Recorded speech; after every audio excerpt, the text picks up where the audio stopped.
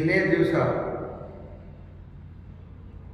ಸನ್ಮಾನ್ಯ ಈ ರಾಜ್ಯದ ಮುಖ್ಯಮಂತ್ರಿಗಳಾದ ಸಿದ್ದರಾಮಯ್ಯನವರು 17ನೇ ಬಜೆಟನ್ನು ಮಂಡನೆ ಮಾಡಿದ್ದಾರೆ. ಸುದೀರ್ಘ ಅನುಭವಗಳಂಥ ಮಾನ್ಯ ಮುಖ್ಯಮಂತ್ರಿಗಳು ನಿನ್ನೆ ಮಂಡಿಸಿದಂಥ ಬಜೆಟ್ ಅದು ಒಂಥರ ರಾಜಕೀಯ ಭಾಷಣದಂತಿದ್ದು ಎಲ್ಲದಕ್ಕೂ ಕೇಂದ್ರದ ಮೇಲೆ ಗೂಬೆ ಕುದುರಿಸತಕ್ಕಂಥ ಕೆಲಸವನ್ನು ಮಾಡಿದ್ದಾರೆ. ಮತ್ತು ಈ ರಾಜ್ಯವನ್ನು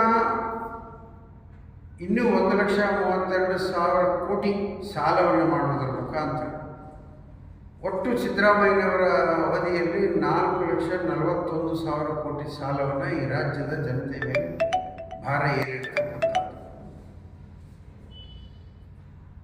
ಆದ್ದರಿಂದ ಅಭಿವೃದ್ಧಿ ಪೂರ್ವಕವಾಗಿರಬೇಕಾಗಿದ್ದಂಥ ಈ ಬಜೆಟನ್ನು ಕಾಂಗ್ರೆಸ್ಸಿನ ಒಂದು ಜನಪ್ರಿಯತೆ ಬೆಳೆಸಬೇಕು ಅನ್ನೋ ಒಂದು ಉದ್ದೇಶದಿಂದ ರಾಜ್ಯ ಸರ್ಕಾರದ ಹಣಕಾಸಿನ ಪರಿಸ್ಥಿತಿಯನ್ನು ಇವತ್ತು ದುಸ್ಥಿತಿಗೆ ತರತಕ್ಕಂಥ ಕೆಲಸ ಈ ಬಜೆಟಿನ ಮುಖಾಂತರ ನಡೀತಾ ಇದೆ ಅನ್ನೋ ಮಾತನ್ನು ಕೂಡ ಈ ಸಂದರ್ಭದಲ್ಲಿ ನಾನು ಹೇಳಿಕ್ಕೆ ಬಯಸ್ತೇನೆ. ಆದ್ದರಿಂದ ಸುದೀರ್ಘ ಬಜೆಟನ್ನು ಮಂಡಿಸಿರ್ಬೋದು, ಆದರೆ ಹಿಂದೆನೂ ಕೂಡ ಮಂಡಿಸಿದ್ದಾರೆ. ಅವು ಯಾವ ಕೂಡ ಹಲವಾರು ಘೋಷಣೆ ಆಗಿದ್ದಂಥ ಹಲವಾರು ಯೋಜನೆಗಳು ಕಾರ್ಯರೂಪಕ್ಕೆ ಬಂದಿಲ್ಲ. ಈಗಲೂ ಕೂಡ ಅನೇಕ ಯೋಜನೆಗಳನ್ನು ಘೋಷಣೆ ಮಾಡಿದ್ದಾರೆ, ಅವ್ಯಾವ ಕೂಡ ಕಾರ್ಯರೂಪಕ್ಕೆ ಬರುವ ಲಕ್ಷಣಗಳು ಕಾಣ್ತಾ ಇವೆ. ಇವತ್ತು